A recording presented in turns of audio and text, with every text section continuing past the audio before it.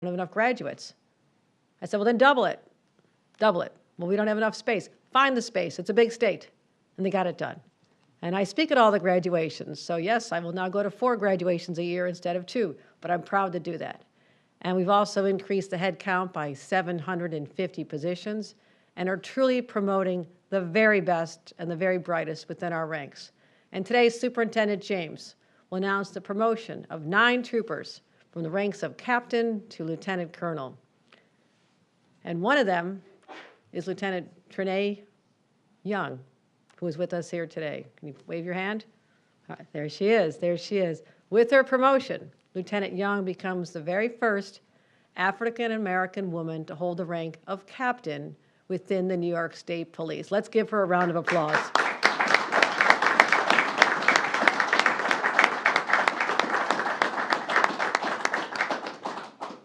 Whether she intended or not, she will also help us recruiting others, because especially as we're going into schools, high schools, colleges, talking to young people about careers in public service. And I will always say there's nothing more noble than public service, especially those who are willing to put on a uniform, go into harm's way with no regard for themselves.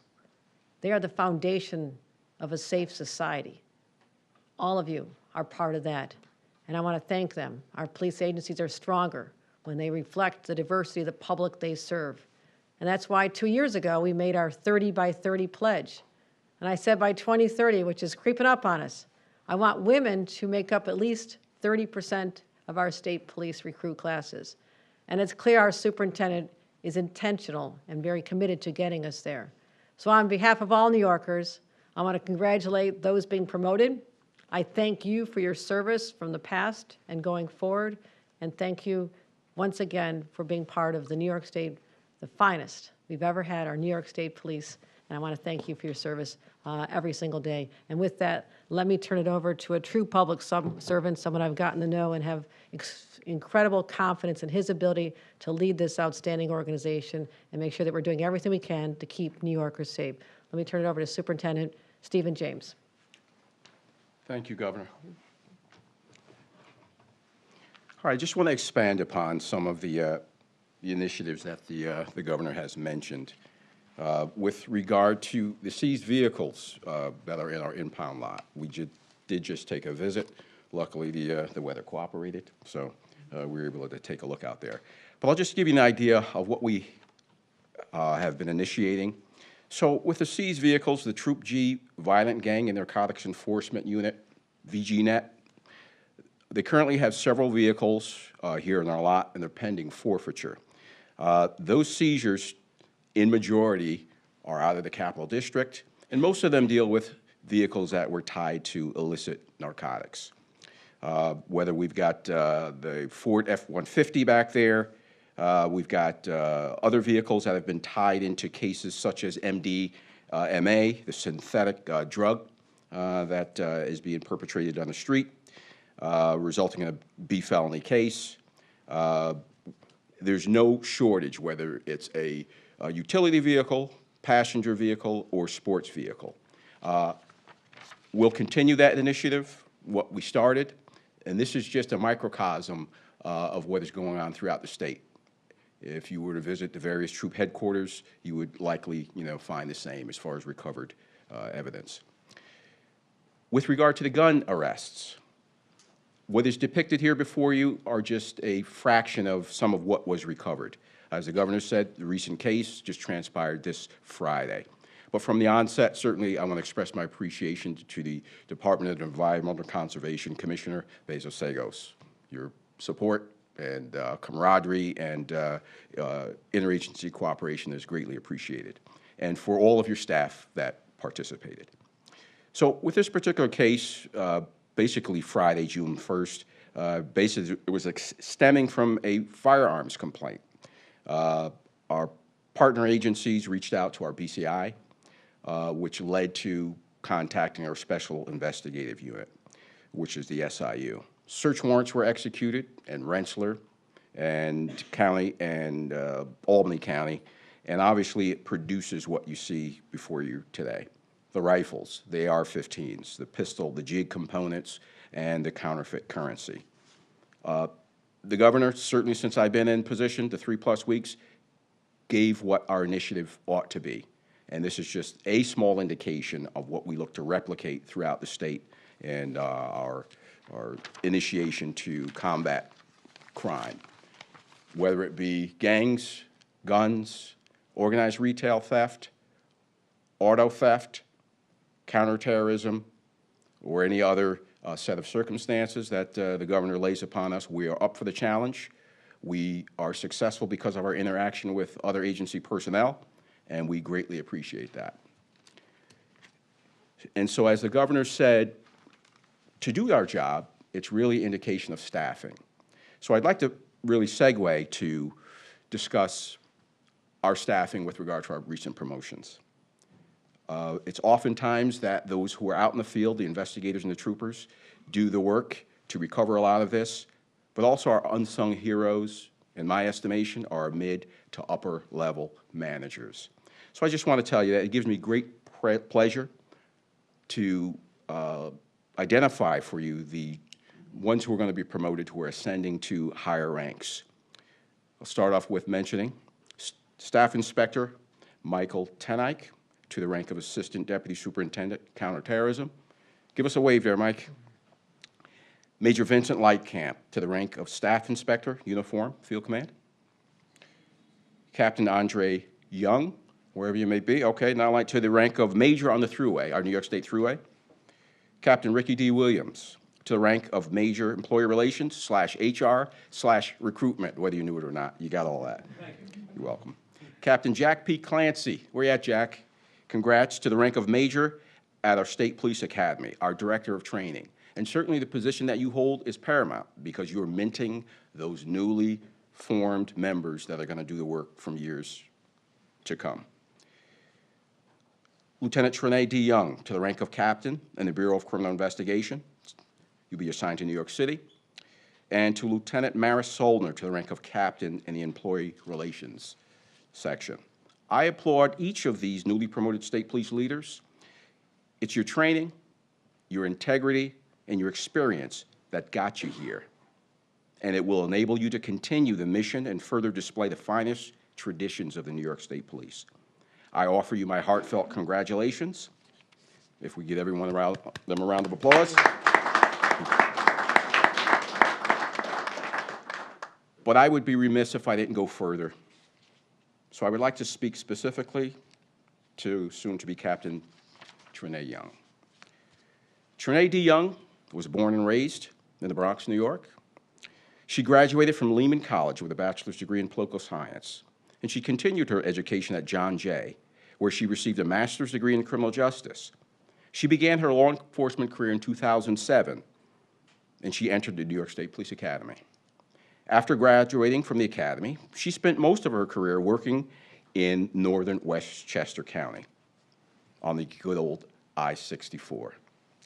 In 2016, she was promoted to sergeant and stationed at Troop L, Farmingdale. In 2021, she became the first African-American female commissioned officer with the permanent rank of then lieutenant within the New York State Police. She currently supervises the Violent Gang and Narcotics Enforcement Team and the Community Stabilization Team, which is essential to our success, down in Westchester, Putnam, Dutchess, and Columbia County. So our official promotional ceremony will transpire later this month. But obviously, you are clearly to be recognized in the 107-year history of the New York State Police to be the first African-American female. It deserves acknowledgement and recognition. And I'm so very proud of you, and I'm pleased to be a part of this living history.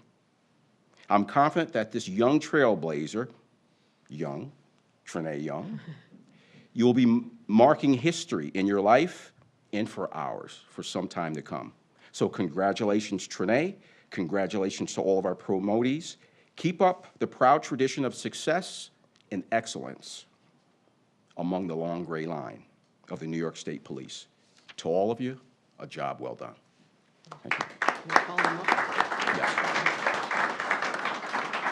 I would like to invite all the promotees up so that we can take photos.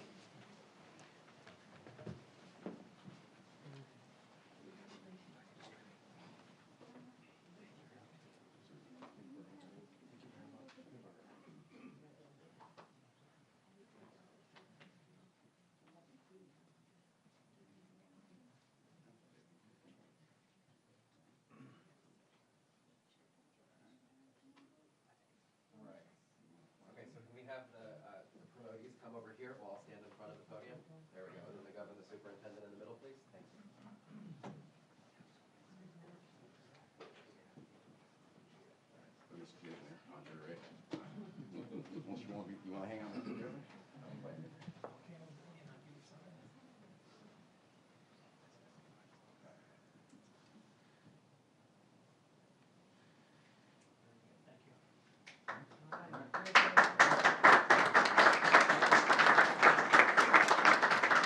This concludes our program. Thank you. We'll be back.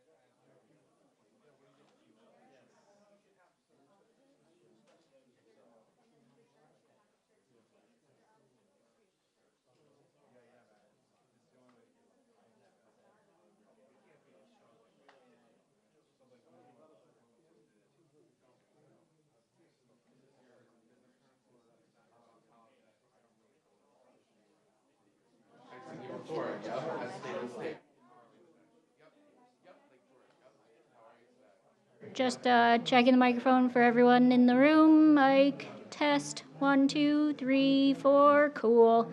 Why are you wiggling your finger, Jim? Is that like a so-so or is that like a good? Okay, because this could mean like meh. I don't know. I've seen better, which I would find insulting. But you know, is everyone good? I'm gonna pretend that's a yes. Yeah, I saw you guys are all set. All right, cool. This is not a sign of anything. I'm just doing this now so I don't have to do it later. No, please no. No, that's too much pressure. That's not a joke. That was a real thing. What I'm saying is you can tell a good story.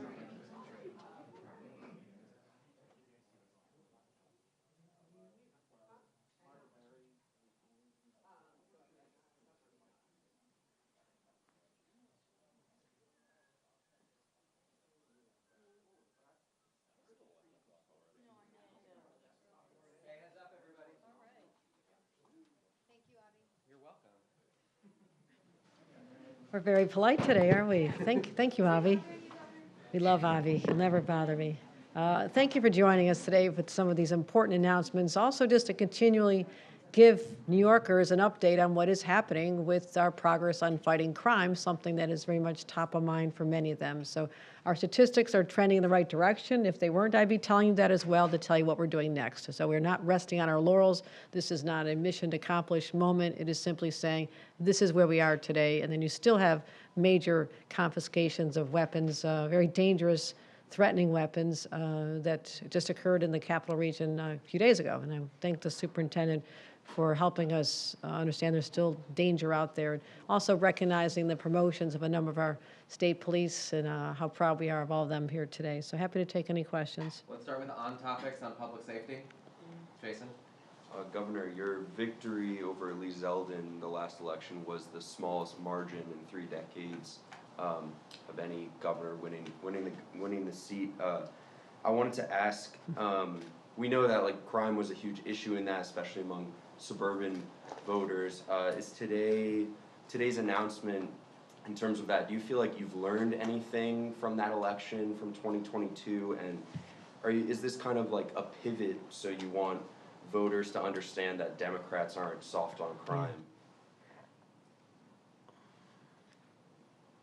Let me point to June of 2022 and encourage you to look at the television ads that I was airing about the spike in crime and what we need to do about it back then, almost 2 years ago. So this is not a wake up today and say we need to do something about crime, I assure you. We have been fighting crime since I put together task force, literally months on the job in the fall of 2021. In January of 2022 was the first meeting I ever held, bringing people from 9 states, never happened in our nation's history, to this facility and saying, we need to share data on where the iron pipeline is coming, where the guns are coming, how we can interdict more coming across the border from gun shows in Pennsylvania, up 81, heading right to the Bronx, heading north to Syracuse. So I just, you can draw your own conclusions about our commitment, but it is strong. It always has been.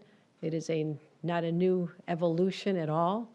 I've always been strong on these issues. What I needed at the time, and I was being, I guess, blamed for policies that were put in place by my predecessor related to stripping away a lot of the protections of our bail laws under the guise of reform. I'm the one who in 2022 had to push the legislature beyond where they ever wanted to go and rolling back some of them. After that, recidivism went down over 40% as a result of that in 2023. We're just looking at the data now because what I did last year, if you want a reminder of last year's budget battles, the budget was 1 month late for one reason and one reason alone, is that I still insisted that we needed to do more to return the power to judges to have the discretion they need to look at an individual case and not have their hands tied by looking at the least restrictive means, which is no longer the standard anymore. That didn't go into effect until May, just not even a year ago. So now we're seeing in the first quarter, we can analyze the data, another drop of 36% in recidivism, 561 fewer. So nothing to do with any elections, because my commitment has always been there prior to the election and certainly after. So we'll just let the facts tell the rest of the story. Karen? It's slightly off topic, but I can make it on topic because it kind of is. Speaking of devoting more resources to fighting crime, the revenue forecast came out saying there's over $1 billion more than anticipated. Wondering if you're going to change your budget priorities, including crime fighting and also restoring cuts to school aid. That was a nice pivot. You're really a pro, Karen, really a pro. Yes, that gives us the opportunity to look at, and we knew this would come, but we also have to go on the numbers you have in November. And our budget was based on that. I'm glad we could work together with the revenue consensus. And the word consensus is important. If we weren't able to agree on our revenues with the Assembly and the Senate, it would be over in the hands of the comptroller. So I want to point out that there was a shared agreement and understanding that there is now $1.3 billion more than anticipated. Now, I also have to be responsible enough to know that I can't always count on the next year having an additional $1.3 billion. So what you look at are areas where you can make adjustments, but fully aware that if you would add more recurring expenses that commit us into future out years, that could be problematic if we don't get that same revenue. I mean, people have been talking about a recession for a number of years. I have been preparing New Yorkers for that possibility based on economists. Thank God it has not happened. It may not happen for some time, and it also may happen next year. This is what I have to do as a responsible leader in this state. So we'll be working with the legislature. I already had set aside $100 million to make adjustments to the funding formulas for our schools, because we knew that there were some areas based on a rigid formula that we wanted to make adjustments to help them out. But I also just want to point out on education funding, because of COVID money and what I did as governor, and again, I'm going to share with you all of my graph because it's my favorite graph when people say that I'm cutting education, that shows all the numbers since 1984, down here, down here, down here. This would be the education spending under Hochul up there. And it went up 2 years like that. So the thought that we could sustain that increase every year, I assume rational people had understood that can't happen. So it is not a cut when you compare us to where we were before I took office, and it's still a huge increase. And so, but I understand the passions behind this. I understand the desire for people to stir this up. But I also think that the concept of having a plan where you hold harmless, that regardless if your population goes down 50%, that you still get the same money you got since the year before, a formula that goes back to 2008. I'm just asking everybody to look at this rationally. It's not as much fun as it is to go out and rally against something as, this is horrible, this is going to destroy our state as we know it. I'm going to be the one who can say, let's make the adjustments where necessary, make sure that school districts that don't have the right resources are taken care of, but also saying, are we really going to be locked into a formula just because it has been done that way for a long time? And I'll never accept that as a satisfactory answer on how I do anything in state government. When someone says it's always been done this way, that's the worst thing you can tell me, because I'm going to say, explain to me that it still makes sense today. That's a long answer to your question that was pseudo on crime, but I think I got to the answer. All right. Okay, still on topic about crime? On Yes, retail Mark, go fund. ahead, and then you go on. Governor, was there an implication in when you first came out that the previous administration didn't do enough on crime? No, what And I said was, you did more than- well, I would say that we're talking about the bail laws. Absolutely. I mean, the bail laws were changed dramatically back in 2019 in a way that took away the discretion that judges once had to look at the body of evidence, to look at the individual, look at a history, look at a prior records. And so I have worked hard, and we talked about that spike in crime that resulted, and the recidivism rates that have been splashed in some newspapers recently. Those all go back before my reforms, and I want that understood, that that is not the status today. That is under the previous laws. The data was from 2020 to 2022, and I asked people to now take a look at what happened after I held up the budget and got the legislature to understand that we have a crime wave going on right now, and I cannot have people that committed a crime being turned out again because we don't have the standards in place. Hate crimes were not even covered as being bail eligible. I had to force that in, and I have to tell you that was actually difficult a year ago, and I got it done. Giving more discretion, looking at harm on harm, which means that if someone causes a second case of harm to an individual or property, that you can look at that bail as an option. Now, what I'm going to get out there and say over and over, it is becoming clearer to me that we need judges trained in the changes that we made, because I've just seen recent evidence that judges are still using the past standards that no longer exist in some very high-profile cases in New York City, and I'll leave it at that. So we are meeting with the Office of Court Administration, meeting with our DAs. We're having a lot of conversations. I just met with the mayor and his team about crime and subway crime, because I want to make sure that everything we did is being implemented now by the DAs and the judges. The laws were changed for the better, in my opinion. So everything's in place to continue to drive down crime. I just need the cooperation of our judges particularly. Governor, on retail theft, and maybe the acting superintendent would like to hop in here. So can you explain to what degree the focus of your strategy is on these organized groups that are engaging in this activity? And also, how to address recidivism of repeat retail theft offenders? Does that include adjustments to the bail statute? We are looking at a number of initiatives in our budget. I proposed quite a bit in my retail theft package, and some are less controversial, I suppose, like $45 million. Also assistance for, well, $25 million for a state police unit that's specialized, that can, again, deploy people where we need them in particular. Also making sure that there's tax credits for the cost of security cameras for localities so they can protect themselves. So we have a comprehensive approach on this.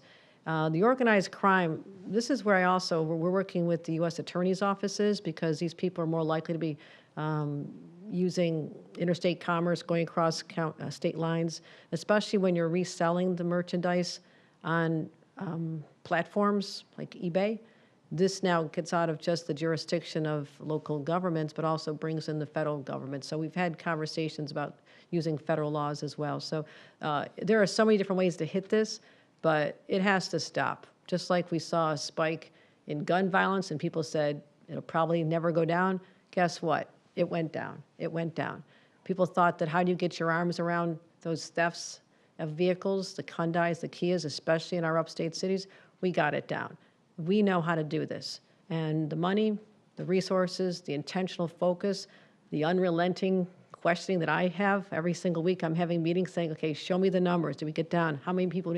I really get granular with our law enforcement to make sure that's being effective. So is there anything else you wanted to add to the question, Superintendent? Yes, thank you, Governor. With regard to the question with organization, I put it like this with retail theft. The counties have, the counties have the luxury of focusing on their geographical boundaries. I don't have that luxury. I've got the entire state.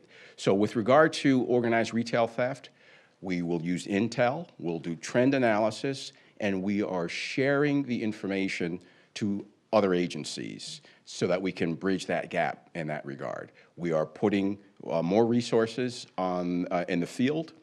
Some you see, some you will not see. But that is how we really will tamp this down. With regard to recidivism, I don't have the luxury to sit and wait and throw my hands up. I will arrest individuals as many times as it takes in the interim, with the legislature being approached and in conversations with the DA's office. The intent is for them to bridge that gap. And I'm hopeful at some point that pendulum will swing back the other way. But in the meantime, we're undeterred. I don't have that luxury. All right, we're going to move on to off topics. I do have an on topic though. But Okay. Governor, you talked about subway crime and you met with the mayor. When was that? And also, did it have to do with the latest round? Yesterday, somebody was kicked onto the subway tracks On Thursday, somebody was slashed, and actually the transit workers union didn't want to put their members in harm's way, as they say, because they were worried about their safety. The mayor has asked you to put more cops on the subway to repopulate that subway safety plan, because he says it ran out of funding. Will you grant that request in this budget? What I will say is there's many ways that the state can even ramp up more support for protection of citizens and commuters on the subway. We're going to be doing probably an event on Wednesday, so if you can hold tight, we're going to be making some announcements. We had a preliminary meeting with the mayor, the chief of the transit police, the MTA leadership. We just had a meeting a couple days ago, and to talk about how we can pull together resources. I have man and woman power as well. I have people I can deploy in different places, so it doesn't necessarily mean that I have to pay for this entity. I can bring in people doing this. So we literally just had another meeting early this morning on this. So I will tell you this is very much top of mind. How we, statistically, I can tell you things are not as bad as they've been. That doesn't help anybody feel better, and I know that. Seeing more police on the platform, more cameras, as you know. I am the one who said that every single car has to have cameras on it, and because I kept pushing and not taking no for an answer, and that we can't do it for a few years, it'll all be done by the end of this year, but we have over 2,000 trains that have cameras on them, and that has been very helpful in solving crimes, as well as the platforms. And I want make sure that every conductor's booth area has cameras as well. So this is just a sampling of what has been going on, ongoing. These are not new conversations. We're always in communication with the mayor, NYPD, MTA about passenger and employee safety. But give us a couple of days, because we're going to be announcing that we have some more strategies around this as well. So thank you. Would you feel more safe with more cops on the subway system? We will make people feel more safe with police, with more police on the subway station. Yes, people want to see that. They've been asking for it. We're going to give that. We're going to see more people on the platform. The NYPD just surged up 1,000 people. The change from January to February in terms of we survey customer attitude and their sense of security all the time. In 1 month with that surge, it has made a difference. So they are a deterrent, whether they're NYPD or whether they're state resources complementing them. And also another part of it, and we'll talk about this some more, Avi's going to say wait till Wednesday, but there's also a lot involved in people dealing with mental health crises on the subway. And so when you talk to the chief of the transit police, he would tell you that 80% of the problems or more are stemmed from that situation. So that's where we talk about, again, more state resources, amplifying what we've done. My budget requests more in this. I've already been dedicating a lot of effort to this with the SOS teams. I did a press event on this the other day. Don't discount the effect of programs like that. It's what we have to convince people to leave the subway. In some cases, when it's a really challenging situation, we have to make sure we're protecting public safety first. So many different ways we're hitting it, but I'll tell you, we are laser focused on this. All right, I've got time for like one off topic. Elise in the back. Governor, some cannabis farmers say they are struggling financially due to the delayed rollout of the recreational market. And they're asking for funding in the state budget. Is this something you would consider? We're looking at all kinds of ways we can help our farmers. They are really the collateral damage to largely the lawsuits that stemmed our ability to move forward for almost a year. 2 different sets of lawsuits, temporary restraining orders, and so they anticipated that there'd be a market they'd be selling product to. We thought there would be. At some point this will level out, but I'm not satisfied with the pace at all, and I'm doing even more every single day to try and help everybody affected by this. Part of it is the event we did a couple days ago with not just farmers, but also focusing on those retail shops that have already stood up legally and them having to deal with the illegal competition, and how we're trying to get changes in the state law to give more power to localities, such as the ability to padlock an illegal entity, and for social media platforms that give directions, that you look on for direction, aren't promoting illegal activity. And that's what's happening right now. Sometimes you don't even see the listing of the legal store. You see all the illegal operations, the bad actors surrounding them. So there's a lot of ways we have to get this back on its feet, move forward more quickly. I will not rest until this is done, but also we absolutely have to take care of our farmers, because they've struggled an awful lot. So thank you, everybody, really appreciate it. The Supreme Court ruled that states can't kick Trump or the former president off the ballot. What do you think of that decision? Do you agree with that ruling? Donald Trump will be defeated no matter no matter which states he appears on. It's not a problem.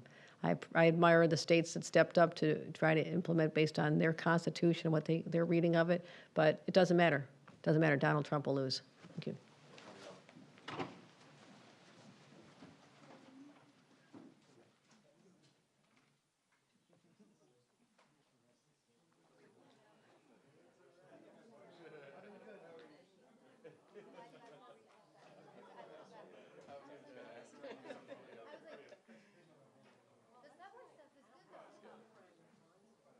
This stuff is good.